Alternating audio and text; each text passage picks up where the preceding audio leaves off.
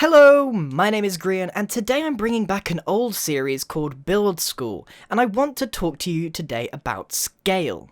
As you can see, I've got a rather large looking mansion in front of me. Now this wasn't made by me or the crew, but a couple of build teams called Elysium Fire and Honey Hive, and I'm going to be using their build to demonstrate everything that I want to talk about today. Because a lot of you that are into building will have seen these gigantic renders of really complicated looking builds, and you may be wondering, how can I make something that's such a huge structure and have it look good? So this is the building I am going to use as the example on how to tackle scale, and it is going to be more of a talking video rather than a demonstrative one, but hopefully I can get the point across. So, we've replicated the house at the smallest possible scale without it looking too small. It's important to understand your scale. On the large one you can see for that particular window it's got glass, wood, but for ours we've got one single block. And that's the kind of difference in scale that I'm going to be talking about the most. The details up the top are just a series of staircases and slabs.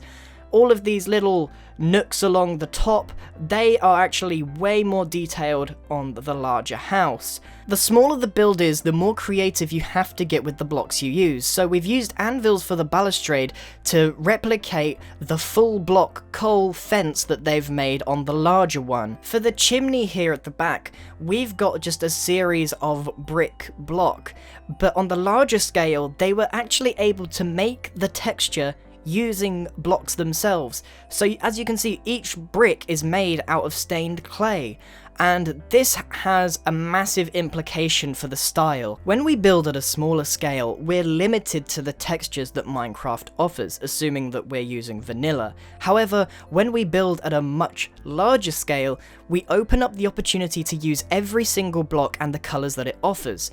So, on this particular example, we can see that green texture for the walls, but they've added loads of bricks as the stained brown clay. And the window is a good example here as well. We wouldn't be able to produce something as detailed as this in a smaller scale. The shutter, for example, is at a 45-degree angle. This would look really clunky at a smaller scale.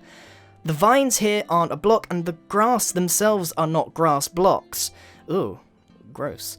So everything is more organic looking because we haven't used blocks as their intended purpose. A lot of this is stained clay, and the reason is they give you a nice variation of colour and you use those as the building blocks, whereas on the smaller scale we have to use the varying shapes of blocks to make sure we get those sizes. So on the windows we've got a lot of fences, we've got a lot of staircases. For the torches we can't just make them out of wood and glass, we actually have to place the torch block, and hopefully that's come across. Now they both look good, and that's the point of this video. Scale is just your way of building, and I'm going to go through some ones now. So for this fence block, we've got just literally the fence block. Everyone's used these. At a slightly larger scale, like in the Blair Witch project behind us, they've just gone for some blocks on their own that are shaped in a fence-like manner, but when we go a little bit bigger,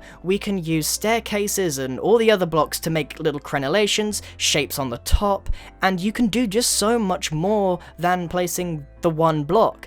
The difference is, these take a lot longer. The staircase here, you can just place staircases, and, well, there you have it, there's not a lot to it. But the larger you go, the more you can do. We could add some balustrades on the side, we can change it to be slabs so that the incline is different, but these are still functional at the middle scale. At the larger scale, this is where we can have a big difference in it. They no longer become functional because the scale is too large for the Minecraft character. However, it looks so much more detailed. We can use the blocks differently, the colors differently, and it looks a lot nicer. Of course, it loses that functionality, which is one of the decisions that you need to make when you decide what scale you're building at.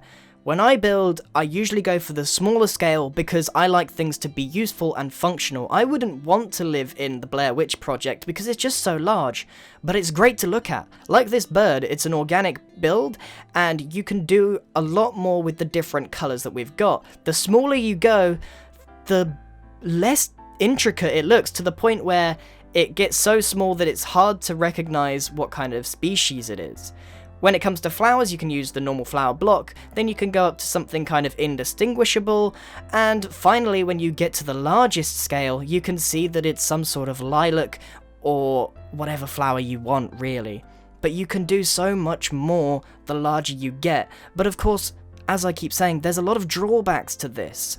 With this pot, you've got just the normal pot, which you can put any flower in, and then the slightly larger one, and then the biggest pot of all, which you could have the lilac in or whatever flower.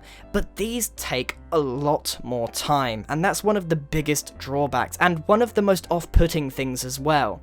Lots of people like to build at the scale that I do, because not only is it functional, it takes a lot less time. Patience is a big part of building at this scale. So while people would be happy to just use the brick blocks there, some would like to make every individual one.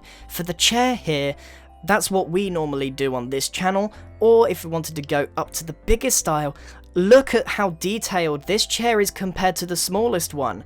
That's a functional thing that you could roleplay on. That's a pretty good looking chair that you might be able to clamber on. This is completely unfunctional for Minecraft, but it looks so much nicer than both of the previous ones. And that's kind of the point I'm trying to drive home here. The function of the build will dictate the scale of the build. If you want to make something that looks absolutely mind-boggling, there's no choice but to go really big. That's why these mega builds, all those renders that you've seen floating around on Planet Minecraft and stuff, they look amazing. This mansion itself looks fantastic, don't get me wrong, but it does look a lot more common than the larger one. So even the interior is fairly functional. You could use this as an actual house. And I do intend on doing a mansion tutorial at some point. But what I won't do is show you how to make this, because it's so big. It would take so much time to make. It would be incredibly difficult to give a tutorial on how to make these mega structures. If you want to get into making mega structures, I also suggest that you don't try it alone. Grab a bunch of your friends, and if you want to attempt it, then go on Google and find yourself a nice reference picture of a very large-scale art concept or fantasy build or something like that, and try and mimic the scale. A picture really helps you to integrate that design into Minecraft. It just helps you determine what sort of height things are, the width, and all of the dimensions that you're going to need. If you'd rather be taught by someone else, then maybe it's a good idea to join a build team. They often make huge structures like this. There are varying scales of talent on build teams. Elysium Fire is one of the best build teams I've ever seen in my life in Minecraft, essentially. They have made some of the best looking things ever, but they also do it at a huge scale, so they have a lot more to work with than someone like me that works at a very small scale but makes things very functional and easy to learn to make and stuff like that. At the end of the day, this video was designed to teach you how to approach scale when you start a Minecraft project. Do you go small, where everything is functional, still looks good, but you limit yourself on how things will look in the end, or do you go large and have something that can look absolutely phenomenal, but it has no use in a vanilla world, and it takes a lot more time? Or do you go somewhere in between that can impress your friends, but not take quite as long as a mega build? Those are the sorts of questions that you need to ask, and it's very, very important to make sure that you remain consistent throughout your building project.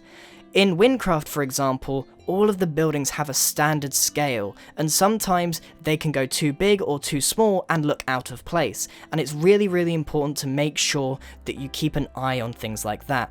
Each window on this project is absolutely spot on. All of them correlate to each other perfectly, and it's that takes practice. You can't just pull out a picture and build it perfectly in Minecraft first time. Things like this take practice, and that's why I recommend either building with friends or building with another team, because you can work out what looks right and what doesn't. Sometimes many minds are better than one, sometimes you like to work on your own project and that's kind of the way it works. So, for example, I was able to add 2 bricks there, and it completely looked fine. It didn't look out of place because it was in scale. If I had just gone and added some tiny bricks, it would stand out as just a singular block. Anyway, I hope I've made myself clear. This was an incredibly difficult video to explain. The concept of scale in Minecraft has always been a very tough topic to cover. So let me know in the comments if I've explained this fairly well, or if you're absolutely confused and I need to go over it again. Anyway, thank you very much for watching. Thank you to Elysium Fire and Honey Hive for letting me use this project to demonstrate scale. And the last thing to say is thank you very much for watching. Good.